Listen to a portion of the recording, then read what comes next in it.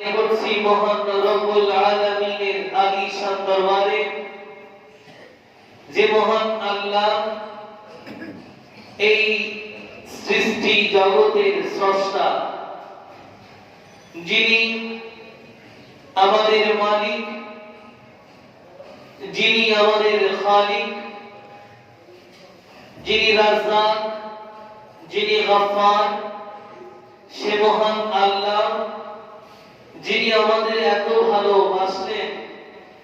ভালোবাসলেন যে গত জুমার পর থেকে আজকে এই জুমা পর্যন্ত আমাদেরকে ভালো রেখে আল্লাহর ঘর কাবাতুল মুশাররাফার ঐতিহ্যবাহী অংশ এই হাজী ঠান্ডা মিয়া সওদাগর জামে মসজিদে খুতবা পূর্বকে আলোচনায় অগ্রিম আসার বসার আল্লাহর জিকির, নবীর দুরূদ পড়ার যে সুযোগ মহান আল্লাহ আমাদেরকে দান করলেন, সর্বপ্রথম সে মহান আল্লাহর দরবারে শুকরিয়া আদায় করে পড়ি আলহামদুলিল্লাহ।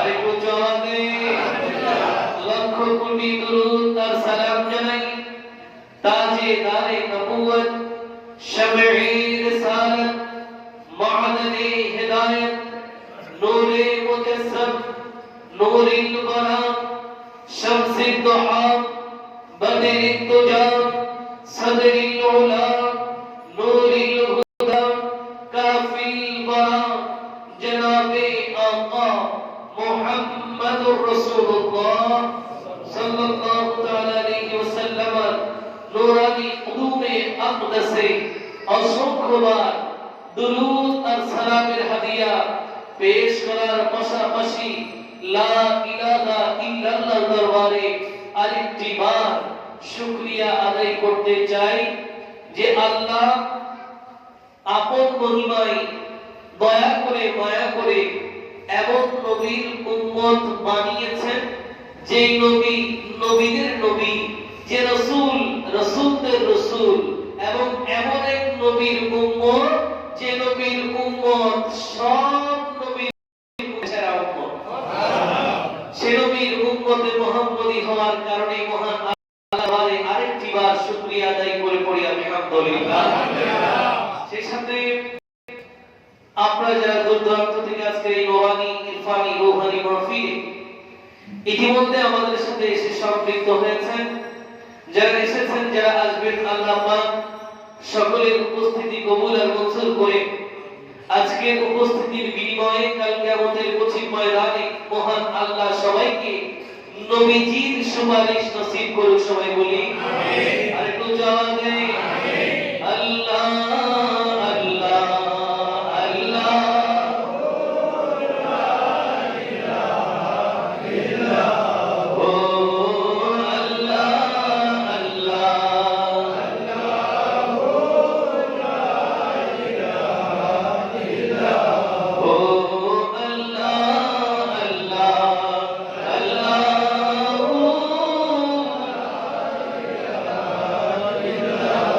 حميد محمود और मोहम्मद दो जगह का सरकार, जाने से प्यारा राज़ी दुलारा, जाने से प्यारा राज़ी दुलारा, रहमत की मुख्तार नबी जी। अल्लाह अल्लाह अल्लाह ला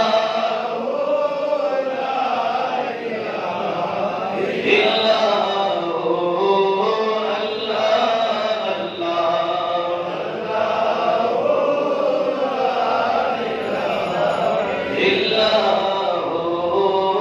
अल्लाह अल्लाह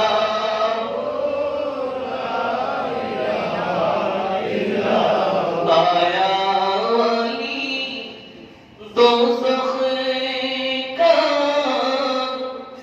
और अल्लाह का मकबूल शफी बेगेशर साकी कौसर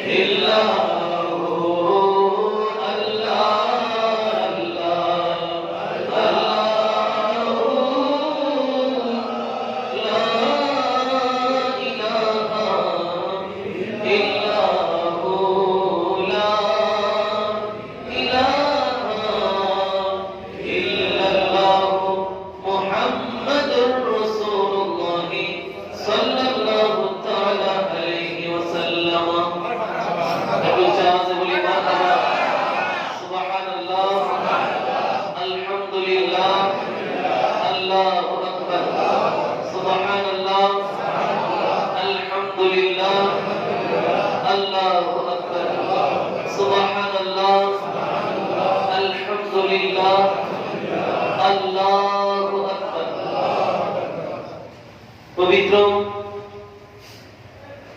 জুমাদাল আউয়াল শরীফের মহিমান্বিত তৃতীয় জুমা আমাদের মাঝে সমাগত।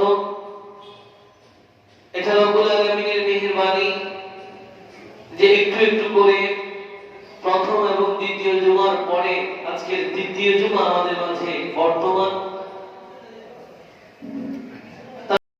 অনেকেই আছেন যারা গত জুমায় ছিলেন, আজকের এই জুমায়। আমরা যারা আজকের এই জুমায় আছি, আগামী জুমা পর্যন্ত থাকবো তার কোনো নিশ্চয়তা। এজন্য সময় যা আমরা পেয়েছি এটা মহা নিয়ামত। সময় যদি একবার হারিয়ে যায়, সেই সময়টাকে আর ফিরিয়ে আনা যায় না। এজন্য সময় থাকতে আল্লাহ এবং রাসূল আকরাম সাল্লাল্লাহু আলাইহি ওয়াসাল্লামের প্রেমে আল্লাহ পাক আমাদেরকে নিজের জীবনটাকে সাজানোর তৌফিক দান করুন। সবাই বলি আমিন। আর একটু আওয়াজে বলি আমিন। বিভিন্ন দেশ, বিভিন্ন প্রকারের চিন্তা চেতনা, এক একটা দেশের কালচার এক এক রকম। বাংলাদেশ নির্দিষ্ট একটা সংস্কৃতির চর্চায় আছে, নির্দিষ্ট কিছু দিবস আছে। ওই দিবসগুলোকে বাংলাদেশ এর মানুষ অত্যন্ত ভাব গাম্ভীর্যের সাথে, সম্মানের সাথে স্মরণ করে। যেমন 26শে মার্চ স্বাধীনতা দিবস, 16ই ডিসেম্বর বিজয় দিবস, 21শে ফেব্রুয়ারি ভাষা দিবস। এভাবে করে বেশ কিছু দিবস বাংলাদেশের জন্য নির্দিষ্ট। এই দিনগুলোতে বাংলাদেশের অলিতে গলিতে ধনী গরিব যারাই যেখানে থাকুক না কেন, দেশের ভালোবাসায় অনুপ্রাণিত হয়ে আপন আপন জায়গায় সবাই এই দিনগুলোকে আপন আপন চিন্তা চেতনা অনুযায়ী পালন করে। আপনি যদি ইউএসএ বা ইউকে বলেন, বা যুক্তরাষ্ট্র, যুক্তরাজ্য, আমেরিকা, ব্রিটিশ, যেটাই বলেন না কেন, ওদের আবার নির্দিষ্ট একটা চিন্তা চেতনা আছে। আমাদের ছুটির দিন আমরা জুমার দিন জানি। যারা আমেরিকান সিটিগুলোতে থাকে, ওরা যতটুকু আমার ধারণায় আছে, ওরা কিন্তু জুমাবারকে হলিডে না, ওদের হলিডে থাকবে রবিবার। এভাবে এক একটা দেশ এক একটা কাজে এক একটা চিন্তা চেতনায় বেড়ে উঠেছে। একটার সাথে একটা মিল খুঁজে পাওয়া খুব দুষ্কর। আবার যদি দেশের এতগুলো উদাহরণ বাদ দিয়ে শুধু বাংলাদেশে চলে আসি, এখানেও 64টা জেলা। একটা জেলার সাথে আরেকটা জেলার ভাষাগত অনেক মত পার্থক্য আছে, চেতনাগত অনেক পার্থক্য আছে। এক একজন এক এক রকম ভাবে। আপনি যদি চট্টগ্রামের মানুষের কথা বলেন, ওনাদের কথা একরকম, একটা ধারণায় ওরা একরকম করে কথা বলে। নোয়াখালীতে গেলে নোয়াখালী একটা ভিন্ন ধারায় কথা বলে। কুমিল্লায় গেলে কুমিল্লার মানুষরা একটা ভিন্ন ধারায় কথা বলে। একদম পাশে ফেরিতে গেলেও দেখবেন কথার যথেষ্ট ভার্চুয়ালিটি আছে, যথেষ্ট ভেরিয়েশন আছে কথার মধ্যে। এদের কথার সাথে আমাদের বেশ কিছু শব্দের সাথে মিল নেই। একইভাবে আপনি ঢাকা বলেন, খুলনা বলেন, রাজশাহী বলেন, অঞ্চল ভেদে, জেলা ভেদে আপন আপন জায়গায় চেতনাগুলো পরিবর্তন হয়েছে। এগুলো একটা দেশের মানচিত্রের কথা বলছিলাম। স্বাধীন সোনার বাংলাদেশ 64টা জেলা নিয়ে এদেশ গঠিত। জেলা আরো সামনে যোগ হতে পারে, বিভাগ আরো আসছে, তবে জায়গা যেটা আছে ওটা বরাবরই আছে। ওই জায়গা থেকে নির্দিষ্ট সন্নিহিত চিহ্নিত বিভিন্ন জায়গাগুলো আপন আপন মহিমায় নতুন নতুন নামে আসছে। কিন্তু আমি যেটা বলছিলাম যে মানুষের মধ্যে মত পার্থক্য আছে, এছাড়াও দেশের মত পার্থক্য। একটা দেশ নিয়ে যদি মত পার্থক্য থাকে, ইসলাম সে তো বিশাল ব্যাপার, এতে কি মত পার্থক্য থাকতে পারে না? এটা একদম স্বাভাবিক বিষয়। আমরা মাঝে মাঝে মতের অমিল হলে খুব বেশি একটা একজন আরেকজনকে খুব আর চোখে দেখি, আমরা মনে করি যেন কি একটা হয়ে যাচ্ছে, বা আমরা মনে করছি আমাদের মতের সাথে না মিললেই যেন কি একটা হলো। এই যে চিন্তা চেতনা, এই চিন্তাটাকে মেটানোর জন্যই আসলে ওলিদের আগমন। আল্লাহর আউলিয়া ইকরামের জীবন আদর্শগুলো যদি আমরা দেখি, ওনাদের জীবনের যেটা সিগনিফিকেন্স আছে, যে বৈশিষ্ট্যগুলো আছে, ওগুলো দেখলে আপনারা অবাক হবেন যে ওনারা কি করছেন, আমরা কি করছি। আমরা এমনিতে মাঝে মাঝে কথা বলার সময় বলে ফেলি, যেমন ধরেন শাহিন শাহে আদালত আমানত শাহর কথা যদি এসে যায়, বা গরিবুল্লাহ শাহর কথা যদি আসে, বা যারা বলি যারা যেখানে আছেন, আমরা একটা অনেক সময় বলার সময় যারা এগুলো পছন্দ করে না, তারা একেবারে তুচ্ছ তাচ্ছিল্য করে, এইগুলো কি দরকার ছিল, কি দরকার ওখানে যাওয়া, এইভাবে করে মানে একেবারে মুখের ভেদ চিবিয়ে উনি মোটামুটি বিষয়টাকে আন্ডার এস্টিমেট করার চেষ্টা করে যে এটা কোনো কিছুই না, এটা কোনো বিষয়। কিন্তু এই ধরনের কথাগুলো বলার আগে একটাবার চিন্তা করা উচিত যে আমি উনার সম্পর্কে এই ধরনের একটা বক্তব্য দিচ্ছি, উনার জীবনের চলার দিকগুলো আমার একটু জানা দরকার ছিল। আমি খাজা গরিবে নেওয়াজ মুঈনুদ্দিন চিশতি আজমিরি সঞ্জারি সম্পর্কে দু চারটা কথা আমি আমার মতো বলতেই পারি। এটা আমার স্বাধীনতা, বলার অধিকার আমার আছে, আমি বলতেই পারি। আমি বললাম একটা, আমার ভালো লাগে, আমি একটা বললাম। কিন্তু বলার আগে আমি যেই কথাটা আমার মুখ নিঃসৃত বাণী বের হয়ে যাচ্ছে, এই বাণীটা আসলে কি অ্যাপ্রোপ্রিয়েট কিনা, এটা জানার জন্য যার সম্পর্কে বলতেছি তাকে নিয়ে একটু গবেষণা করার দরকার আছে, একটু ভাবার দরকার আছে যে ওনাদের জীবনের যে চলনগুলো ছিল, কিভাবে ওনারা জীবন যাপন করেছেন, একটু জানা দরকার। একটু দেখি, একটু খাজা মুঈনুদ্দিন চিশতি আজমিরি একটু আলোচনা জীবনী দেখি ওনারা কি করেছেন, একটু হুজুর গৌসে পাক গৌসে আজমের জীবনী দেখি। না, আমরা ওই কাজে নাই। আমরা যখন সমালোচনা করি, যেদিক থেকে ভালো লাগে না ওই দিক থেকে আমরা কেটে দিই, যেদিক দিয়ে মজা লাগে ওই দিকে বলি। এটা কখনো কোনো ইমানদারের বৈশিষ্ট্য হতে পারে? এই ধরনের আচরণগুলো থাকে মুনাফিকদের। কোন ইমানদারের বৈশিষ্ট্য এমন নয় যে কারো সম্পর্কে না জানে একটা বক্তব্য দেবে।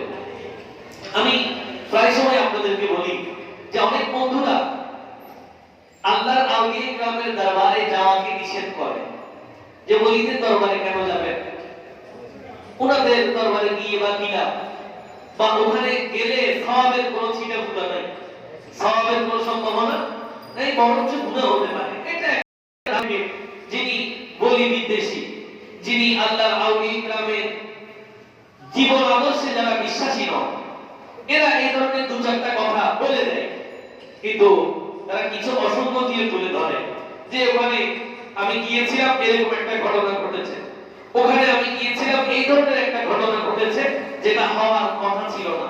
তো প্রশ্ন তখন থাকে যে কাজটা শরীয়ত বিরোধী, ওই কাজটা হচ্ছে, ওটা আপনি বন্ধ করার চেষ্টা করতে পারেন, অথবা ইসলামের যেটা একটা নির্দিষ্ট নীতিমালা আছে যে আপনি যখন কোন একটা শরীয়ত বিরোধী কর্মকাণ্ড হচ্ছে, ইসলাম বলছে রাহমাতাল লিল আলামিনের হাদিসের মাধ্যমে প্রমাণিত যে একটা গর্হিত কাজ হচ্ছে যেটা শরীয়ত সমর্থন করে না, এক নাম্বার কাজ হবে আপনি সেটা হাত দিয়ে প্রতিহত করা। আপনি হাত দিয়ে প্রতিহত করতে পারলেন না, আপনার যথেষ্ট শক্তি সামর্থ্য নাই, তখন আপনি মুখ দিয়ে অন্তত বলে সেটার প্রতিবাদ করেন না, আপনি মুখেও বলতে পারছেন না, তখন আপনি অন্তরের ঘৃণার মাধ্যমে সেটার প্রতিবাদ করেন। নির্দিষ্ট একটা সিস্টেম আপনাকে দেওয়া হয়েছে, কিন্তু বিনিময়ে আমার এই ভাইয়েরা কাজগুলো করে কি, তারা ওই জায়গা থেকে গেল তো তারা দোষ ধরার জন্য, মূলত টার্গেট কি দোষ খুঁজে বের করা। কারণ উনি কখনো যায় নাই, যাও একটা বন্ধুদের পাল্লায় বা বিজনেসম্যানদের মধ্যে কেউ এরকম পড়ে গেছে, বা কলিগ যারা আছে এদের মধ্যে কেউ এমন একজন পড়ে গেছে যিনি হরিভক্ত মানুষ, আল্লাহর আউলিয়া ইকরামদের দরবারে যেতে পছন্দ করেন, ওখানে গেলে মনের মধ্যে প্রশান্তি জাগে। তো এই হরি বিদ্বেষী চলে গেলেন কলিগদের সাথে, দেখি একটা তো যাওয়া হয় না, আজকে দু চারটা দোষ খুঁজে বের করি। তো যখন দু চারটা অসঙ্গতি পায়, সে মুখে তো বলবে না, হাতও প্রতিহত করবে না, অন্তরে ঘৃণা করবে ঠিক, কিন্তু ওই ঘৃণার জায়গা থেকে এটাকে ভিন্ন দিকে প্রবাহিত করার চেষ্টা করে, যা আদৌ নয়, বিষয়টা নয়। এই জন্য আমি বললাম যে মাজারে অনেকে সিজদা দেয়, মাজারে সিজদা দেয়। আমার ভাইরা পয়েন্ট নোট করার সময় সর্বপ্রথম এটা যে ওখানে যায় ওরা মাজারে সিজদা দেয়, মানা করে পারলেন না, হাতে প্রতিহত করেন পারলেন না, অন্তরে ঘৃণা করেন, কিন্তু বিনিময়ে হলো কি আপনি মানুষকে এসে বললেন যে ওই জায়গায় যাবা না, ওখানে গেলে এই কাজগুলো হয়, এইভাবে যাওয়া যাবে না, এই আবার সেইভাবে থেকে কি শিরকের ফতোয়ার দায়িত্ব সে নিয়ে নিয়েছে, এবার সে মানুষদেরকে উল্টা পাল্টা বলছে। কিন্তু একটাবার চিন্তা করার দরকার ছিল যে মাজার বলা আছে, এটা তো ওনার দোষ নয়, মাজারের গেটের উপরে লেখা থাকে সিজদা দেওয়া হারাম বা জায়েজ, তাই লেখা আছে ওখানে। তো লেখার পর কেউ দিচ্ছেন, ওই জায়গায় আপনি এটা ওনার উপরে যদি দোষটা চাপিয়ে দেন, বা মাজারে যাওয়াকে কেন্দ্র করে যে বক্তব্যগুলো আছে এই ধরনের একটা বক্তব্য যদি দিয়ে দেন, এটা নিতান্তই বোকামি ছাড়া আর কিছু। এটা শুধুমাত্র একমাত্র ব্যক্তিগত উদ্দেশ্য, হিংসা প্রতিহিংসার বলি হয়ে ওই ওনার তো ভালো লাগে না, উনি ছড়িয়ে দিলেন যে মাজারে যাওয়া যাবে। আসলে বিষয়টা ওই রকম নয়। আমি বলতে চাচ্ছিলাম ইসলামের মধ্যেও কিন্তু এই ধরনের কিছু পার্থক্য, মত পার্থক্য আছে। যেমন আমরা গত 3 পর্বের ধারাবাহিক আলোচনায় আজকে তৃতীয়তম পর্বে আমরা আলোচনার বিষয় কি ছিল? কি ছিল? কি ছিল? তাসাউফ আমাদের বিষয় ছিল। তাসাউফ বা সুফি বা আল্লাহর আউলিয়া ইকরামের জীবন চলার পথ, তারা কিভাবে আল্লাহকে রাজি করেছেন, তারা কিভাবে আল্লাহকে পেয়েছেন, তাদের রাতগুলো কিভাবে কেটেছে, দিনগুলো কিভাবে কেটেছে, তাদের জীবনের মধ্যে কোন কোন এমন গুণ ছিল যেগুলোর মাধ্যমে তারা তাসাউফের চর্চা করে মহান আল্লাহর বন্ধু হয়েছে। এই আলোচনাগুলো করতে গেলে অনেকগুলো বন্ধুর কাছে এগুলো হাসির পাত্র হবে। কি হবে? কেন? কারণ যথাযথ গবেষণা না থাকার কারণে, কোরআন হাদিস নিয়ে গভীর জ্ঞান না থাকার কারণে এই ধরনের ভুলে ভ্রান্তিতে অনেক বন্ধুরা পড়ে যায়। যেমন অনেকে দেখবেন বলবে আপনি গৌসে আজমকে নিয়ে জুমাতে আলোচনা করার দরকার কি, কিন্তু আমি আপনাদেরকে এটা একেবারে হাতে কলমে বুঝিয়ে দিয়েছি। এবার 2 পর্বের আলোচনায় গৌসে পাকে একেবারে জীবনের প্রত্যেকটা দিক যেখানে আমাদের শিক্ষা নেওয়ার দরকার ছিল, এরকম একজন শ্রেষ্ঠ মানুষের আলোচনা দরকার আছে না? একটু বলেন না, আছে না? ওনার জীবন ধারণ কি আমাদের মতো? আমরা 5 ওয়াক্তের মধ্যে 3 ওয়াক্ত করলে বাকি 2 ওয়াক্ত কাজা থাকে। আমরা ওই ধরনের দামিশ বান্দারা গৌসে আজমকে নিয়ে কথা বলার আগে 3 বার চিন্তা করা উচিত। কারণ এটা সে গৌসে পাক যিনি এশারের নামাজের ওযু দিয়ে ফজর নামাজ পড়তেন, সুবহানাল্লাহ। এবং তিনি শুধুমাত্র তিনি ছিলেন না, ওনার মাও ওলিয়া ছিল, বাবাও ওলি ছিল। জাত খানদান দেখতে হবে। কিন্তু যারা এই ধরনের বিদ্বেষী, ওদের বংশের মধ্যে দেখবে তার আগের উপরের বংশে দেখা যাবে বড় টাউট বাটপার, সে ছিল এক বাটপার, তার বাবা এক বাটপার, সেও সুদী, তার বাবাও সুদী, সেও গোশখোর, তার বাবাও গোশখোর, কিন্তু বিরোধিতা করতেছে কার? বসে আছে। প্রয়োজন নাই তো, এই খেয়ালটা করার দরকার নাই। তুমি নিজেই গুনাহগার, তোমার নিজের আমল-নামার আগা মাথা কিছু ঠিক নাই, তুমি বলতে পারনি 2-4টা কথা বলার দরকার তোমার নাই। এমনিতেই তো তুমি ঘনায় গুনার মধ্যে ভরপুর, আবার এই কথাগুলো বলে নতুন করে গুনাহ অর্জন করার দরকার আছে। এজন্য আমি সবসময় আপনাদেরকে একটা কথা বলি যে আল্লাহর নবী রাহমাতুল লিল আলামিন সম্পর্কে কোনদিন নবীজিকে তাজিম করতে যদি মন না চায়, সম্মান দিতে যদি মন না চায়, কিংবা মনে হচ্ছে যেন কি একটা হচ্ছে ভালো লাগতেছে না, যেন এটা আপনার খুশি, কোনো অসুবিধা নাই, তবে জীবনে কোনোদিন নবীর বিরুদ্ধে কখন কোনো আলোচনা এসে গেলে কোনোদিন সেটার পক্ষে যাবেন না। কিসে যাবেন না? কোনদিন নবীর বিপক্ষে কোনো কথা শুনলে সেটা শুনবেন না, নবীর পক্ষে বলতে না পারলে বিপক্ষে কোনো কথা বলবেন না, কারণ একটা কথা যদি বের হয়ে যায় ঈমান থাকবে না। শানে রিসালাত, নবীর শান, নবীর আজমত, এটা এমন একটা বিষয় যেখানে এই জাত একমাত্র জাত পৃথিবীর জমিনে। খুব খেয়াল করবেন, নবীর জাত এটা এমন একটা জাত পৃথিবীর জমিনে যার সাথে বেয়াদবি করলে ঈমান থাকে না। এই বাদ দিয়ে রাহমাতুল লিল আলামিনকে বাদ রেখে এখানে আর কারো সাথে বেয়াদবি করলে ঈমান যাবে, এর কোনো বিষয় নেই। কিন্তু নিসবতে ঈমান, ঈমানের সম্পর্ক শানে রিসালাতের সাথে, নবীর সাথে যদি বেয়াদবি হয়ে যায়, ইচ্ছাই করেন আর অনিচ্ছাই করেন, যদি বুঝে করেন, ঈমান থাকবে মানে বাঁচার কোনো সুযোগ নেই। এখানে কোনোভাবেই আপনি বাঁচতে পারবেন না, যত কথাই আপনি বলেন। আমরা নামাজ পড়ি, আমাদের নামাজ মনে হচ্ছে আমি আজকে 40 বছর ধরে নামাজ পড়ছি, অনেক নামাজ আমার। আপনিও খেয়াল করতেছেন আপনার অনেক নামাজ আছে। আমি আপনাকে একটা পয়েন্ট বলি, এরপর আপনি চিন্তা করবেন নামাজ টিকে কিনা।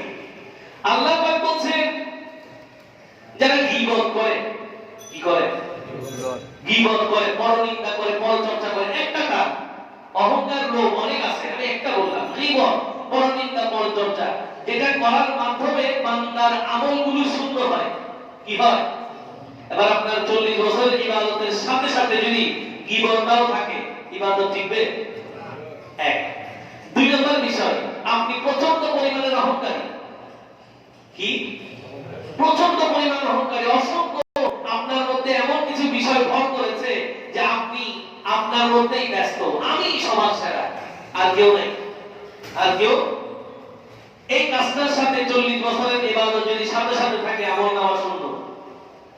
আপনি প্রচন্ড পরিমাণের লোভী, এত লোভ আপনার মধ্যে, লোভ করতে করতে আপনার তাতি নষ্ট হয়েছে। অতি লাভে, অতি লোভে তাতি নষ্ট। তাতি আপনার নষ্ট হয়ে যাচ্ছে বেশি বেশি লোভ করার কারণে। 40 বছর ইবাদতের সাথে লোভ যদি আপনার সঙ্গী হয়, আপনি বলেন ইবাদত কি আছে? কিসের ইবাদতের বড়াই করছেন? আমাদের মধ্যে তো এমন জঘন্য মানুষ আমরা আছি, আমি আমাকেও বললাম, এমন জঘন্য মানুষ আছি, আল্লাহ পাক বলছেন লোভ, হিংসা, অহংকার এগুলো থাকতে পারবে না। কিন্তু আমাদের অবস্থা এমন যে আমরা একটু থেকে একটু ইবাদত বেশি করলে ইবাদত নিয়ে অহংকার করি। ঠিক কি না? অনেক মুরব্বীরা মাঝে মাঝে বলেন, আমাদের এই গোসা জায়গায় আছে কিনা জানি না, তবে এই কথাটা একেবারে চর্বিত, চরম প্রতিষ্ঠিত একটা কথা। অনেক সময় মুরব্বীরা নওজওয়ানদেরকে বলে, হালবেন্দের হওয়া নামাজ পড়তে হবে, বলে না এরকম? নামাজ পড়তে কি বাজানো, এরকম বলে না? এটা দুঃখজনক। নামাজ একদিন হোক, 2 দিন হোক, সিজদা একটা হোক আর 2টা হোক, কিন্তু এটা আপনাকে বুঝতে হবে আপনার সিজদা কি আল্লাহর জন্য কিনা, আপনার সিজদাগুলো আল্লাহর জন্য কিনা। সিজদা দিয়েছেন, মানুষ আমাকে কি বললো, আমি নামাজ পড়ছি, নামাজি বলার জন্য আপনি নামাজ পড়লেন, এই নামাজে কোনো কাজ হবে না। হজ করতে গেলেন, হজ থেকে এসে ব্যানারে আপনার নাম আসলো, আলহাজ দেয় নাই, আপনি মাইন্ড করে ফেলছেন, এই আমার নাম আলহাজ না, হাজী সাহেব বলো নাই কেন, মাইন্ড করে ফেলছেন। অহংকারের যে একটা দুষ্কর পরিস্থিতি, খুব বাজে অবস্থা। কিছুদিন আগে, এই সপ্তাহের মধ্যে, এই উইকের মধ্যে ঘটনাটা ঘটছে। একজন পলিটিশিয়ান, রাজনীতিবিদ, তিনি নির্দিষ্ট একটা দায়িত্বে আছেন, হয়তো মেম্বার বা এই ধরনের কোন একটা পর্যায়ে আছেন, বা চেয়ারম্যান বা এমপি। একটা 16 ডিসেম্বর বিজয় দিবসের একটা প্রোগ্রামে স্কুলে গিয়েছেন। স্কুলে গিয়ে তো ওখানে সরকারি শিক্ষা অফিসাররা আছেন, যারা বিজয় দিবসে পতাকা উত্তোলন করবেন বা বিভিন্ন কার্যক্রম আছে, সাথে সরকারি লোকরাও থাকবেন, আমাদের দেশের স্বনামধন্য রাজনীতিবিদরাও থাকবেন। সবার যৌথ প্রচেষ্টায় বিজয় দিবসটা উদযাপন হবে, এই ধরনের একটা চিন্তা চেতনায় একটা স্কুল অনুষ্ঠান হচ্ছে। ওখানে যিনি রাজনীতিবিদ অতিথি ছিলেন, ওনার নাম 5 নম্বরে বলছে। কয় নম্বরে? ওই বলা বলছে কয় নম্বরে? 5 নম্বরে। এই 5 নম্বরে কেন বলতো না, এই জন্য রাজনীতিবিদ রেগে বেগে একেবারে একটা থাপ্পড় দিয়ে দিয়েছে শিক্ষা অফিসারকে। কেন আমার নাম 5 নম্বরে বলতো, আমার নাম বলতো 1 নম্বরে কিংবা 2 নম্বরে। এই যে একটা পরিস্থিতি, খুব বাজে অবস্থা আমাদের। আমরাও আলেমদের এই অনেক জায়গায় আমরা এই বিষয়গুলো দেখি যে আমার নাম ব্যানারে সবার আগে থাকবে, আমার নাম নিচে কেন, আমি প্রধান বক্তা, বিশেষ বক্তা কেন, আমি প্রধান অতিথি হতে চাই, আমাকে বিশেষ অতিথি কেন দেয়া হলো। এই যে একটা মানে বাজে পরিস্থিতি, এগুলোর কারণে আমরা মনে করছি অনেক ভালো কিছু হচ্ছে, আসলে দিন শেষে আমাদের আমলগুলো শূন্য হচ্ছে। ওয়াজের মাঠে আসেন, ওয়াজের মধ্যে আমরা কি দেখি, আমি এই কথাটা সব জায়গায় বলি, আমার মাহফিল যেখানে যেখানে থাকে সব জায়গায় আমি এই কথাটা বলি যে আমার কথাগুলো বোঝার চেষ্টা করেন। কালকে সকালে এসে যদি বলেন যে হুজুরের গলাটা ঠিক ছিল, তাহলে এটা ব্যর্থতা। এটা কি? যদি কেউ বলে যে গলাটা সুন্দর, এটা চরম ব্যর্থতা, কারণ গলা দিয়ে তো কিছু আসবে যাবে না। আমি প্রায় বলি গলা একদিন ছিল, একদিন থাকবে না। শুধুমাত্র গলার প্রেমিক হওয়া এটা নিতান্তই বোকামি। আজকে আমার যৌবন আছে, সৌর্য আছে, বীর্য আছে, মহান আল্লাহ পাক তৌফিক দিয়েছেন, গলার আওয়াজটা একটু টনটনে। বেলা যখন ফুরিয়ে যাবে তখন এই গলা তো আর থাকবে না, সুর তো আর থাকবে না, নাও থাকতে পারে।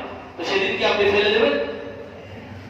বিষয়টা হচ্ছে কি, বিষয়টা হচ্ছে ওয়াজের মাহফিলে আমরা শিক্ষার আসর বসাই, কোরআন ও হাদিসের আলোচনা আমরা করি না। আমাদের কাছে আজকে এত অপসংস্কৃতি কেন? কারণ আমরা আল্লাহর আউলিয়া ইকরামের জীবনীগুলো পড়ি না। যদি তাদের জীবনীগুলো আমরা পড়তাম তাহলে আমাদের আজকে এই দুর্গতি হতো না। আমাদের মধ্যে আদবে যথেষ্ট ঘাটতি আছে, আমাদের কাছে আদব নাই। আমরা কাউকে সম্মান করতে কৃপণতা করি, কাউকে সালাম দিব এটাও আমাদের কৃপণতা, কাউকে ভালোবেসে একটু সম্মান দেখাবো এটাও আমাদের কৃপণতা। কেন? কারণ আমরা যে ওলিদের জীবনী পড়ি না, আমরা তো তাসাউফের শিক্ষা নিই নাই, আমরা তাসাউফের চর্চায় বিশ্বাসী না। আমরা শুধু মনে করি কোরআনুল কারীমে কি আছে, হাদিসে কি আছে। অনেকে এখন এমন এমন প্রশ্ন করে যে হুজুর আমি আপনার এই কথাটা মানবো যদি কোরআনে দেখান। কোথায় দেখায়? কোরআনে। কাকে দেখাবে? গ্রিক মিস্ত্রিকে। কাকে? গ্রিক মিস্ত্রিকে কোরআনে দেখাতে হবে বলে আমি হুজুর আপনার এই কথা মানবো। তো কি কি করতে হবে? আমাকে কোরআন থেকে দেখাইতে হবে। আপনি কি করেন? বলে আমি ট্রান্সপোর্ট ব্যবসায়ী। ট্রান্সপোর্ট ব্যবসায়ীকে নাকি কোরআন থেকে বিধিবিধান দেখাবে।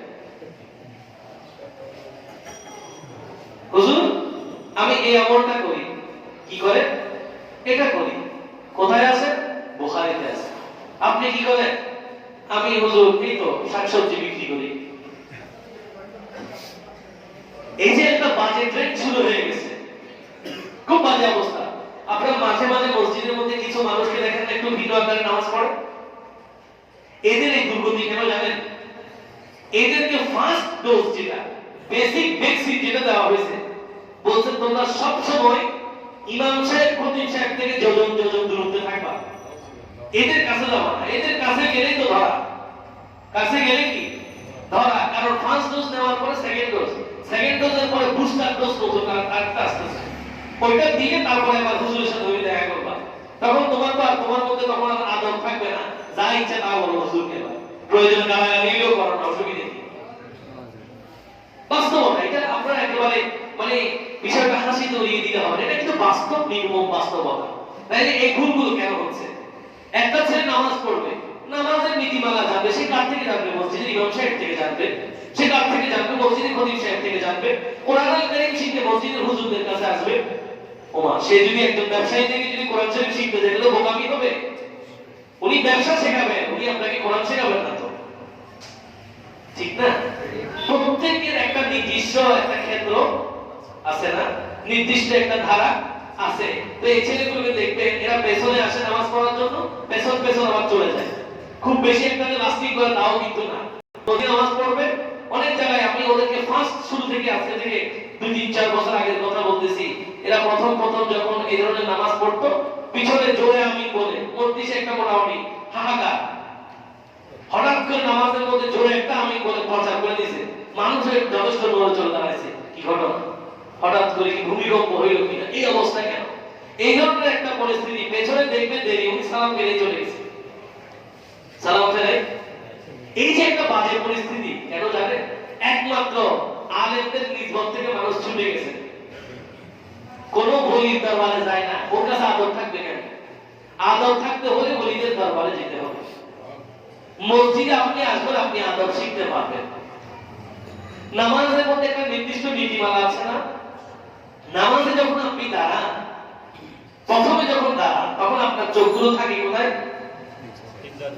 বলেন না, এটাও আদব। সুবহানাল্লাহ। মসজিদে আপনাকে আদব শেখাচ্ছে না, এভাবে তাকাইও না, এভাবে তাকাইও না, এদিকে ডানে বামে তাকাইও না, তাকাবে কোথায়? নিচের দিকে। কেন? তুমি তোমার মাওলার সামনে দাঁড়িয়েছো। সুবহানাল্লাহ। কার সামনে দাঁড়িয়েছো? তুমি তোমার মাওলার সামনে দাঁড়িয়েছো। আল্লাহর দিদার পাওয়ার আশায় তুমি দাঁড়িয়েছো। আল্লাহু আকবার বলে তুমি নামাজে দাঁড়িয়েছো। শুরুতেই তুমি তার প্রশংসা দিয়ে শুরু করো। নামাজ শুরু হচ্ছে, আপনি বিনয়ের সাথে সানা পড়লেন। আল্লাহ বলছেন আল্লাহর প্রশংসা হয়ে গেছে, আবার তুমি আল্লাহর প্রশংসা করো। কোরআনুল কারীমের সূরা ফাতিহা তেলাওয়াত করো। এবার যদি তোমার মন চায় তুমি কোরআনুল কারীম থেকে আরেকটা সূরা পড়ো, যেখান থেকে তোমার ভালো লাগে। যদি মন চায় তুমি আবার আল্লাহর সেই তাওহীদের ধ্বনি সূরা ইখলাস, কুল হুয়াল্লাহু আহাদ পড়ো। এরপরে পড়ার পর তুমি আবার আল্লাহর জিকির করে আল্লাহু আকবার বলে রুকুতে চলে যাও। নির্দিষ্ট একটা সময় পর্যন্ত অপেক্ষা করো, যতক্ষণ থাকবে তুমি তোমার প্রভুর জিকিরে ব্যস্ত থাকো। সুবহান রাব্বিয়াল আযীম, সুবহান রাব্বিয়াল আযীম, সুবহান রাব্বিয়াল আযীম পড়ো। এবার আবার যখন মাথা তুমি উত্তোলন করবে প্রভুর দরবারে, রুকু সম্পন্ন করে যখন উঠবে, তখন আবার পড়ো আল্লাহর জিকির, সামিআল্লাহু লিমান হামিদা। সব প্রশংসা তোমার জন্য। আর যারা আছে তারাও পড়ে নাও আবার আল্লাহর জিকির, রব্বানা লাকাল প্রশংসা একমাত্র আল্লাহর। বান্দা গোলামিতে দাঁড়িয়েছেন, ভদ্রতা বিনয়ীতে দাঁড়িয়েছেন, আল্লাহর জিকিরে দাঁড়িয়েছেন, মাওলার সামনে দাঁড়িয়েছেন। সার্বক্ষণিক তোমাকে আল্লাহর জিকিরে ব্যস্ত থাকতে হবে। রুকু থেকে যখন তুমি পরিপূর্ণ দাঁড়িয়ে গেলে, এবার আবার প্রভুর জন্য তুমি তোমাকে বিলীন করে দাও। এমন ভাবে বিলীন করো যেন তোমার প্রত্যেকটা অঙ্গ আল্লাহর সামনে ঝুঁকে যায়। তুমি আর তুমি থাকবে না, তুমি তোমাকে বিলীন করে দেবে তার সামনে, আল্লাহর সামনে। বান্দা বিলীন হতে যাচ্ছে, কত সুন্দর প্রক্রিয়া। দুটো হাঁটু নামালো, দুই হাঁটু বিছিয়ে দিয়েছে, বিলীন হচ্ছে। প্রভুর সামনে হাঁটু গেড়ে বিলীন হচ্ছে। দুটো হাত নামিয়ে দিয়েছে, আল্লাহর প্রেমে বিলীন হচ্ছে। নাকটা এমন এক নাক যেটা কারো সামনে ঝুঁকে না, এমন এক কপাল যেটা কখনো কারো সামনে ঝুঁকে না। শত কষ্টে থাক, শত বিপদে থাক, কোনোদিন মানুষ কারো কাছে কপাল ঝুঁকায় না, কিন্তু আজকে মাওলার সামনে কপাল ঝুঁকাবে। নাকটা বিছিয়ে দিয়েছে, জমিনের মধ্যে নিজেকে বিলীন করছে, কপালটা বিছিয়ে দিয়েছে। আল্লাহ বলছেন বান্দারে, আল্লাহর প্রেমের গলিতে তোমাকে স্বাগত। এবার তুমি পড়ো সুবহান রাব্বিয়াল আ'লা, সুবহান রাব্বিয়াল আ'লা, সুবহান রাব্বিয়াল আ'লা। সুবহানাল্লাহ। আর যদি বলেন না সুবহানাল্লাহ, বান্দা আবার আল্লাহর জিকির করে আল্লাহু আকবার বলে বসে যায়, আবারও সিজদা দেয়।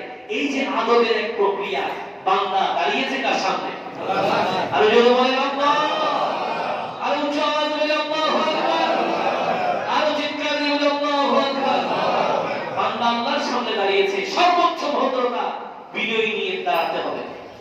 কিন্তু মসজিদে যদি আপনি না আসেন, আদবের শিক্ষা কোথায় পাবেন? দেখেন কত আদব।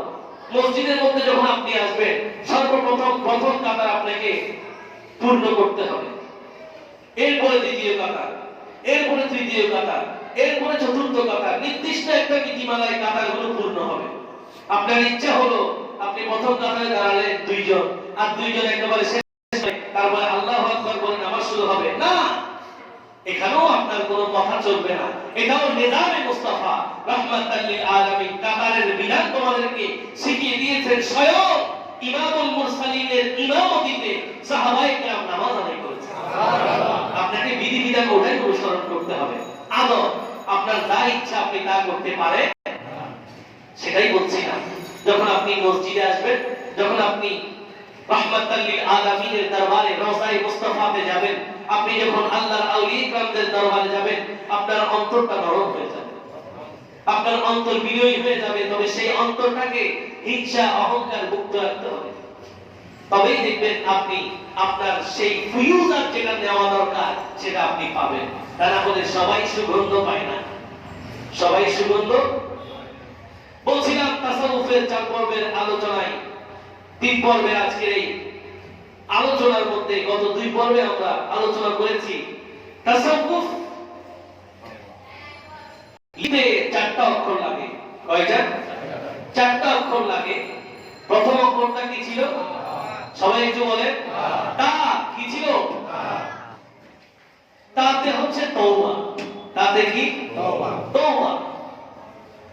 এই তাসাউফ লিখতে যেমন 4টা অক্ষর লাগে, এই 4টা অক্ষরের 4টা নির্দিষ্ট বৈশিষ্ট্য। এই 4টা বৈশিষ্ট্য যার মধ্যে পরিপূর্ণ সেই বলি। এক নম্বরে আল্লাহর আউলিয়া کرامের প্রথম পাথেয় হচ্ছে তওবা। ওরা তওবার সর্বোচ্চ শিখরে পৌঁছে যায়। মওলায়ে আলার কাছে তারা নিজের তওবাটাকে এমন ভাবে তুলে ধরে যে আল্লাহ পাক তাদেরকে ভালোবেসে ফেলে। আল্লাহ যখন তাদেরকে ভালোবেসে ফেলে তখন তারা আল্লাহর ওলি হয়ে যায়। যখন তারা আল্লাহর ওলি হয়ে যায় তখন ওই কুল কায়নাত তাদের সামনে ঝুঁকে যায়। তওবার আলোচনা করতে গিয়ে প্রায় 2 পর্বের আলোচনা হয়েছে। আজকে বর্ণ তাসাউফের সোয়াদ। সবাই একটু বলেন সোয়াদ। সোয়াদের নির্দিষ্ট একটা গুণ আছে, নির্দিষ্ট একটা বক্তব্য আছে। ব্যাখ্যা দিতে গিয়ে স্বয়ং গৌসে পাক আব্দুল কাদের জিলানী বলছেন যে সোয়াদ হচ্ছে পরিচ্ছন্নতা। আমরা বলি না সাফ, কি বলি? পাক সাফ বলি না। এই সাফ সাফিয়া পরিচ্ছন্নতা। কিসের পরিচ্ছন্নতা? অন্তরের পরিচ্ছন্নতা। কিসের পরিচ্ছন্নতা? কলবের পরিচ্ছন্নতা। বললেন তাসাউফের দ্বিতীয় গুণ যেটা থাকতে হবে সেটা হচ্ছে অন্তরের পরিচ্ছন্নতা।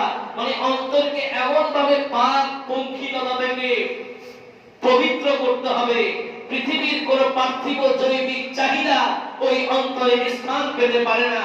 ওই অন্তর হিংসা মুক্ত হতে হবে, ওই অন্তর গীবত মুক্ত হতে হবে, ওই অন্তর লোভ মুক্ত হতে হবে, ওই অন্তর দৈনন্দিন জীবনের সকল অপরাধ থেকে মুক্ত হতে হবে।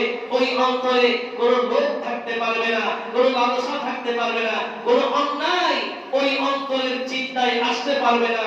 ওই অন্তরকে এমন ভাবে পরিচ্ছন্ন করতে হবে যে অন্তরে একমাত্র আল্লাহর স্মরণ থাকবে। সুবহানাল্লাহ। স্মরণ হবে না আল্লাহ, সার্বক্ষণিক স্মরণ হবে না আল্লাহ। ওই অন্তরটাকে এমন ভাবে বিশুদ্ধ করতে হবে, এমন ভাবে বিশুদ্ধ করতে হবে যে অন্তরে শুধু আল্লাহর জিকির পড়ে। কিসের জিকির? আল্লাহর জিকির। আমরা আল্লাহর জিকির করি, করা উচিত কিনা নাকি উচিত নয়? আল্লাহর জিকির করলে অন্তরে প্রশান্তি পাওয়া যায়। কি পাওয়া যায়? অন্তরে শান্তি লাভ হয় যদি ভালোবেসে জিকির করেন। একটু কি জিকির করবেন সবাই? তাহলে একটু একসাথে একটা আওয়াজ যেন, একটা মুখ যেন বন্ধ না থাকে, সবাই যেন একই আওয়াজে আল্লাহর জিকির করে। হাকে লা ইলাহা ইল্লাল্লাহ লা ইলাহা ইল্লাল্লাহ হাকে লা ইলাহা ইল্লাল্লাহ লা ইলাহা ইল্লাল্লাহ হাসবি রব্বি জাল্লাল্লাহ মা ফি কলবি গায়রুল্লাহ হাকে নূরে মুহাম্মদ সাল্লাল্লাহ লা ইলাহা ইল্লাল্লাহ হাকে লা ইলাহা ইল্লাল্লাহ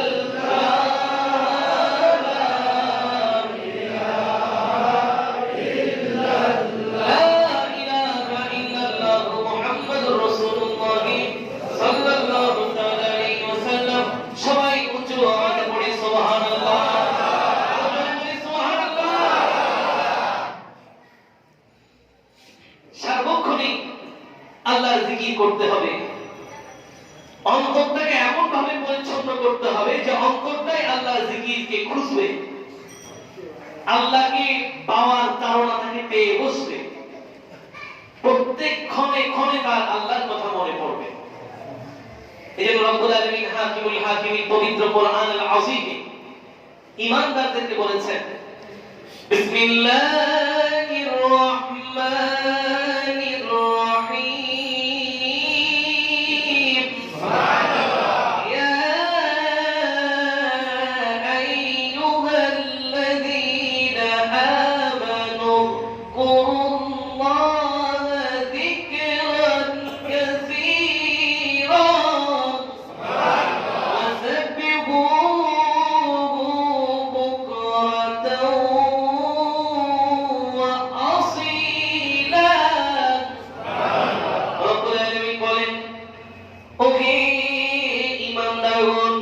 তোমরা বেশি বেশি আল্লাহর জিকির করো,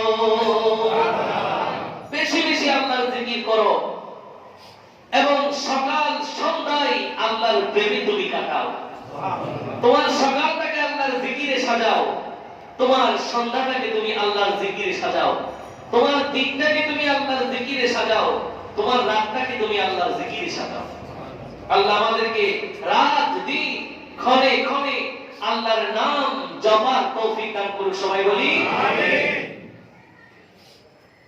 সোয়াদের অর্থ হচ্ছে পরিচ্ছন্নতা, সাফ অন্তর, অন্তরকে এমন ভাবে পরিষ্কার করা, পরিচ্ছন্ন করা যে অন্তর আল্লাহর প্রেমে ঝুঁকে যায়। কার প্রেমে? আল্লাহর প্রেমে ঝুঁকে যায়। প্রথম তাহলে তাতে কি? তাতে তওবা। সোয়াদের মধ্যে কি? পরিচ্ছন্নতা। কি পরিচ্ছন্নতা? অন্তরের পরিচ্ছন্নতা। এবার আসে তৃতীয় নম্বর অক্ষর হচ্ছে ওয়াও, তাসাউফ। ওয়াতে হচ্ছে বিলায়াত। সুবহানাল্লাহ, সুবহানাল্লাহ। কি বিলায়াত? সবাই একটু বলি বিলায়াত। ওয়াতে কি? বিলায়াত। বিলায়াত হচ্ছে বন্ধুত্ব। বিলায়াতের অর্থ বন্ধুত্ব। বিলায়াত যে পায় তাকে ওলি বলে। বিলায়াত যে পায় তাকে কি বলে? যেভাবে নবুয়ত যারা পায় নবী বলে, নবুয়ত যারা পায় তাদেরকে কি বলে? রিসালাত যারা পায় তাদেরকে কি বলে? রাসূল। একই ভাবে বিলায়াত যারা পায় তাদেরকে কি বলে? ওলি বলে। অর্থাৎ বিলায়াত একটা মাকাম, নবুয়ত একটা মাকাম, রিসালাত একটা মাকাম। যারা পায় তাদের আবার এক একটা নাম আছে। রিসালাত পায় রাসূলরা, নবুয়ত পায় নবীরা, বিলায়াত পায় ওলিরা। ওয়াতে হচ্ছে বিলায়াত। তাহলে তাসাউফ এমন একটা পথ যে পথ বিলায়াতের দ্বারকে উন্মোচন করে। ওলিদেরকে ওলি হওয়ার জন্য তাসাউফের চর্চা করতে হয়। ওলি হওয়ার জন্য, আল্লাহর বন্ধুত্ব পাওয়ার জন্য কি করতে হবে? তাসাউফের চর্চা করতে হবে। সহজ ভাষায় বিশদ ব্যাখ্যা, কিন্তু সংক্ষিপ্ত করে বলতে গেলে তাসাউফের নির্দিষ্ট কিছু মাকাম আছে। এক নম্বর মাকাম তওবা। তওবাতে যখন বান্দা উন্নত হয়, যখন তওবার শীর্ষে সে পৌঁছে যায়, আল্লাহর জন্য তওবা করতে করতে যখন সে পরিশুদ্ধ হয়ে যায়, এবার সে আল্লাহর দরবারে আল্লাহর জন্য, আল্লাহর প্রেম পাওয়ার জন্য নিজের অন্তরকে এমন ভাবে পরিশুদ্ধ করে সোয়াদের মাকাম পেয়ে যায়। এরপরে সে বিলায়াতের মাকামে উন্নীত হয়। বিলায়াত কি সব বান্দারা পায়? এটাও একটা বিষয়। সব বান্দা, সবাই তো আল্লাহর বান্দা। সবাই কি? সবাই আল্লাহ বান্দা। কিন্তু প্রশ্ন হলো, বিলায়াত কি সবার জন্য? বন্ধুত্ব কি সবার জন্য? আপনি আমি প্রশ্ন করতেই পারি যে আমরা সবাই তো আল্লাহর বান্দা, আমরা সবাই কি আল্লাহর বান্দা। এখানে আবার এত পার্থক্য কেন? না, কিছু আছে বান্দা, ওই কিছুর মধ্যে আবার কিছু প্রিয় বান্দাও আছে। কিছু আছে শুধু বান্দা, কিন্তু এই বান্দাগুলোর মধ্যে কি আছে? কিছু প্রিয় বান্দা আছে। যেমন এই সৃষ্টি যে সবকিছু যে আল্লাহ এবং সবাই যে আল্লাহর বন্দেগীতে ব্যস্ত, এটার ব্যাখ্যা স্বয়ং আল্লাহ নিজেই দিয়েছেন। আবার এখান থেকে যে কিছু প্রিয় বান্দা আছে, এটার ব্যাখ্যাও আল্লাহ নিজেই দিয়েছেন। আসুন পুরো সৃষ্টি যে আল্লাহর বন্দেগীতে আছে, আগে সেই ব্যাপার আল্লাহ পাক কি বলছেন সেটাই শুনবো। আপনারা সুবহানাল্লাহ বলে সাথে থাকবেন। বিসমিল্লাহির রাহমানির রহিম। সুবহানাল্লাহ। ইন কুল্লু মান ফিস সামাওয়াতি ওয়াল আরদি ইল্লা আতিয়ার রাহমানি আবদা। রব্বুল আলামিন হাকিমুল হাকিমিন পবিত্র কোরআনুল কারীমের সূরা মারইয়ামের 93তম আয়াতের মধ্যে এলান করতে লাগলেন, ইন কুল্লু মান ফিস সামাওয়াতি ওয়াল আরদি ইল্লা আতিয়ার রহমানি আবদা।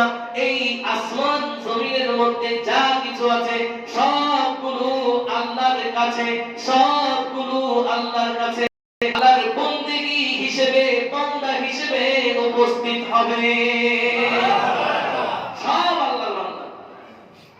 আসমান ও জমিনের মধ্যে যা আছে সবাই আল্লাহর বন্দেগীতে আছে, সবাই আল্লাহর বান্দা। কিন্তু আল্লাহ পাক বলছেন এই বান্দাগুলোর মধ্যে কিছুর জন্য আমার বন্ধুত্ব আছে, কিছুর জন্য আমার কি আছে? বন্ধুত্ব আছে। রব্বুল আলামিন এলান করবেন, বিসমিল্লাহির রাহমানির রহিম। সুবহানাল্লাহ। ইন আউলিয়াউহু ইল্লাল মুত্তাকুন। সুবহানাল্লাহ। ওয়ালাকিন্না আকসারাহুম লা ইয়ালামুন।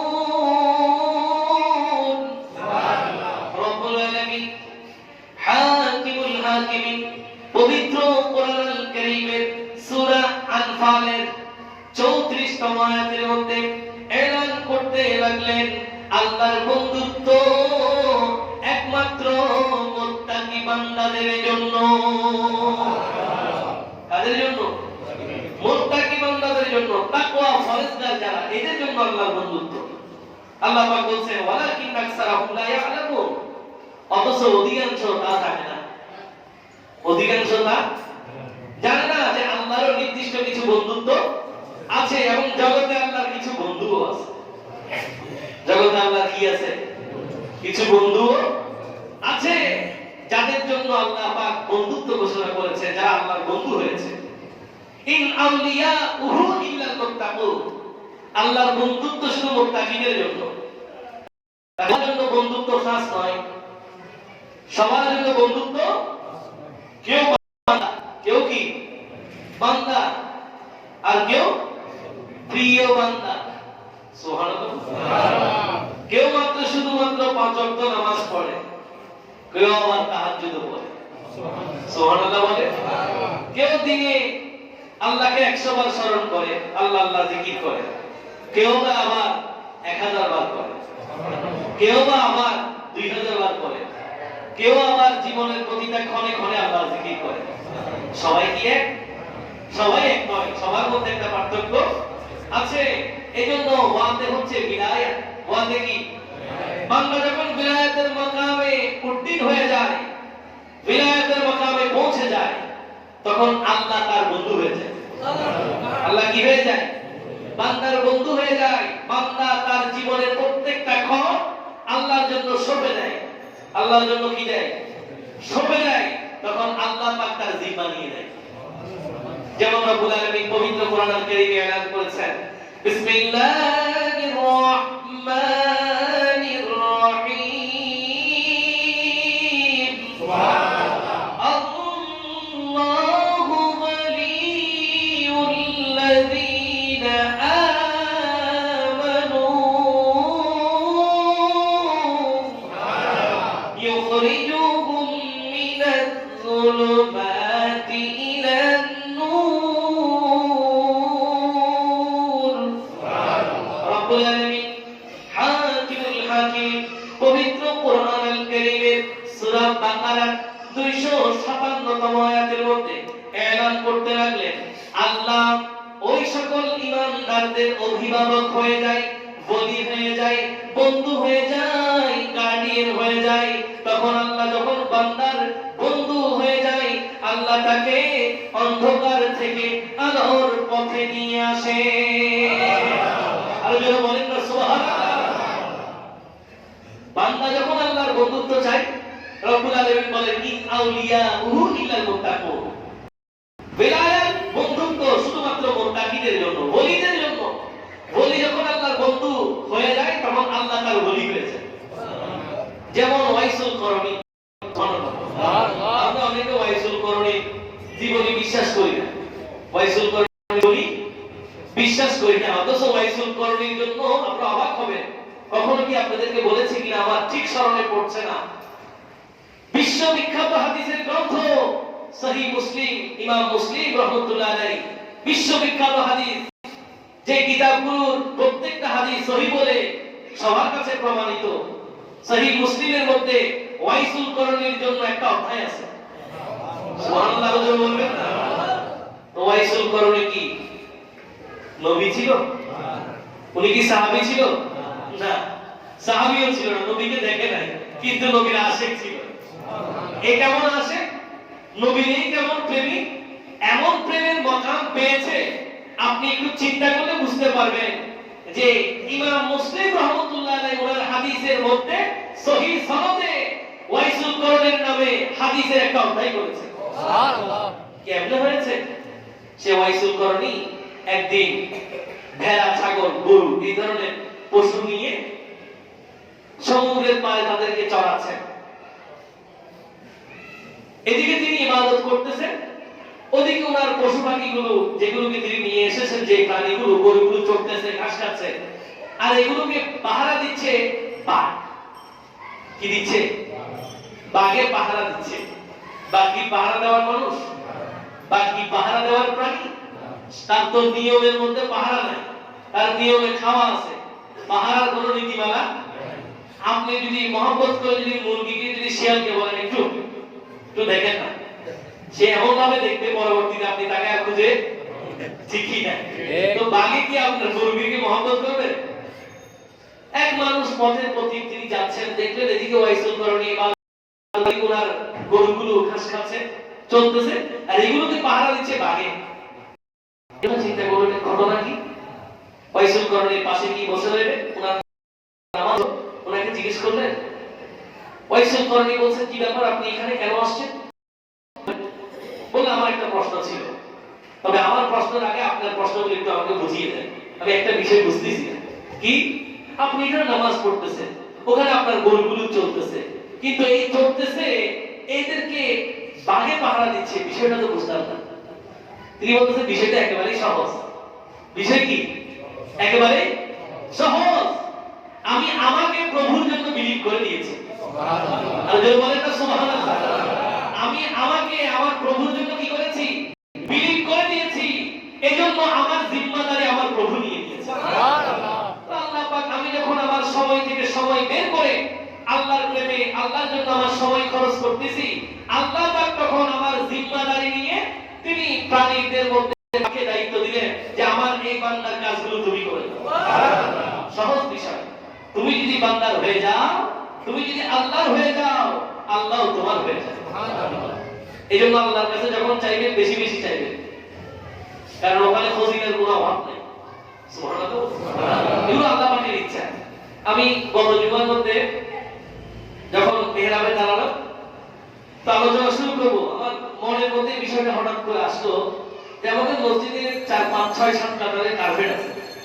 মেহরাবে দাঁড়িয়ে বলছিলাম, মনে মনে চিন্তা করতেছি, মানে আলোচনা শুরু করতেছি, এরকম মতো হঠাৎ চোখ পড়লো ওই দিক দিয়ে।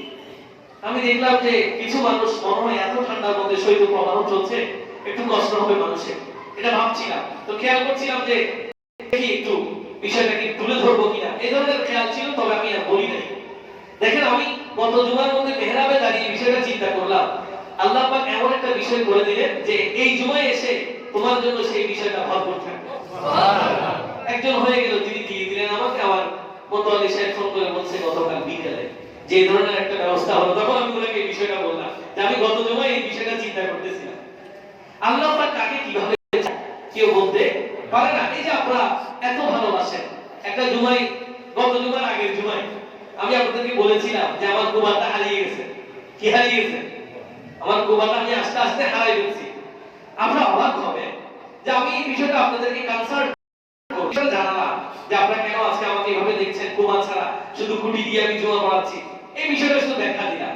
আপনারা অবাক হবে যে আমি এখনো যাই নামাজ থেকে সই নাই, তার আগেই বললো হুজুর আমাকে যদি একটু সুযোগ দেওয়া যায়, এবারের কুবার দায়িত্ব আমি নিলাম। এটা আসলে বলা যায় না, এগুলো আল্লাহ পাকের একটা রহমত। কোথায় আল্লাহ পাক কাকে নিসবত দেবেন কেউ জানে না, কোথায় আল্লাহ পাক কাকে শারফ হাসিল করবেন। এজন্য আমি আপনাদেরকে বিনীত অনুরোধ করব, যারা মসজিদে নামাজ পড়েন, মসজিদের প্রতি ভালোবাসা আছে, মসজিদের আনাচে কানাচে করবেন, কিছু আপনি দিতে পারেন কিনা, একটা ঈদের পয়সা দিতে পারেন কিনা। কেউ আপনার কাছে চাইবে না, কেউ আপনার কাছে খুঁজবে না, আপনি জোর করে দেবেন যে আমার থেকে এটা নিতেই হবে, আমি তো থাকবো না একদিন। যদি আমার একটা পাখার পয়সাও যদি এখানে কাজে লাগে, কেউ যদি কোনো আল্লাহর বান্দা যদি নামাজ পড়ে, সে যদি নামাজ পড়ে, আমি যদি কবরে থাকি, আল্লাহ তুমি চাইলে তো আমার কবরটাকে জান্নাতের বাগান বানাতে পারো, ঠিক কি না? এজন্য কেউ চাইবে না, জোর করে আপনাকে দিতে হবে। খুঁজবেন, এখানে বলে না, যেখানে যান খুঁজবেন, সুযোগ খুঁজবেন, কোথায় কি দেয়া যায়। আল্লাহ আমাদেরকে কবুল করে, সবাই বলি আমিন। তো ওয়াইসুদ্দানি বলছেন হিসাব একেবারে সহজ, আমি যদি মওলা হয়ে যাই, মওলা আমার হয়ে যায়। ওয়াতে হচ্ছে বিলায়াত, বান্দা বিলায়াতের মকামে যখন পৌঁছে যায়, শেষ অক্ষর ফা। তাসাউফে শেষ অক্ষর কি? সবাই বলে ফা। এই ফাতে মানে হচ্ছে ফানা। ফাতে কি? ফানা, বিলীন হয়ে গেছে না, ফানা ফিল্লাহ। কি ফিল্লাহ? ফানা ফিল্লাহ মানে আল্লাহর প্রেমে এমন ভাবে বিলীন হয়ে গেছে, বান্দার নিজের অস্তিত্ব নাই, আমি আর আমি নাই। এখানে তো আমরা আমাকে খুঁজতেছি, আমরা আমাকে খুঁজি, প্রতিনিয়তই আমরা আমাদের অবস্থান করার জন্য চিন্তা করছি, কিভাবে আমি আমার অবস্থান আরো মজবুত করব, এই খেয়ালে আছি। কিন্তু আল্লাহর আউলিয়া ইকরাম যাদের সম্পর্কে মাঝে মাঝে আপনারা সমালোচনা করেন, এরা এমন আল্লাহর ওলি যাদের জীবন যৌবন সব আল্লাহর প্রেমে কুরবানি করে দিয়েছে। সুবহানাল্লাহ। এক আল্লাহর ওলি জিজ্ঞেস করতেছেন, আমি আগে একবার বলেছিলাম এই আলোচনা ওই আলোচনার সাথে মিল। হুজুর ফানা ফিল্লাহ কি বাকা বিল্লাহ কি? ফানা ফিল্লাহ কি? ফানা ফিল্লাহ মানে আল্লাহর প্রেমে বিলীন হওয়া, বাকা বিল্লাহ মানে হচ্ছে আল্লাহর প্রেমে বিলীন হয়েও অবশিষ্ট থাকা। তো মুরিদ যখন পীরকে প্রশ্ন করলেন, পীরে বলতেন ঠিক আছে, আমার মৃত্যুর পরে আমি ইন্তেকাল হলে যখন জানাজা হবে, সেই জানাজার মধ্যে আমার জানাজা পড়ানোর জন্য ডান দিক থেকে একজন ব্যক্তি আসবে। জানাজা পড়ার পর তাকে জিজ্ঞেস করিও ফানা ফিল্লাহ কি বাকা বিল্লাহ কি। কখন? আমার ইন্তেকালের পরে ডান দিক থেকে একজন ব্যক্তি আসবে, যে নামাজ পড়াবে, তাকে জিজ্ঞেস করবে ফানা ফিল্লাহ কি বাকা বিল্লাহ কি। কথা মতো পীরের ইন্তেকাল হয়েছে। যখন মুরিদও খেয়াল করতেছে আসে কিনা, দেখতেছে হ্যাঁ ঠিক ঠিক একজন আসছে। আসার পরে যখন জানাজার নামাজ পড়লো, পড়ার সাথে সাথে মুরিদ ধরছে, ধরে দেখে মুরিদ আমার এই তো হুজুরি। সুবহানাল্লাহ। ওনার পীরকে আবার উনি দেখতেছেন, ঘটনা কি? হুজুর আপনি এখানে? বলে হ্যাঁ, এবার তোমাকে বলি, এই যে শুয়ে আছে উনি হচ্ছেন ফানা ফিল্লাহ। শুয়ে আছে উনি কে? ফানা ফিল্লাহ মানে কি? যিনি আল্লাহর প্রেমে নিজেকে বিলীন করে দিয়েছেন। আর আল্লাহর প্রেমে বিলীন এমন ভাবে হয়েছে, তোমার সামনে এখন যে আছে এটা হচ্ছে বাকা বিল্লাহ। বিলীন হওয়ার পরও এখন অস্তিত্ব আছে। গৌসে পাক 470 হিজরিতে, আমরা আজকে 1443 হিজরিতে, প্রায় 1000 বছরের ডিফারেন্স। আজকে এই দিনেও আমরা গৌসে পাককে স্মরণ করি, লক্ষ লক্ষ টাকা কোরবানি হয়। গৌসে পাক ভান্ডারের ইতিহাস আমাদের থেকে যোজন যোজন দূরত্বে, কিন্তু আজকের এই দিনেও আমরা গৌসে পাক ভান্ডারকে স্মরণ করি। কেন? কারণ এদের অবদান জাতি কোনোদিন ভুলতে পারে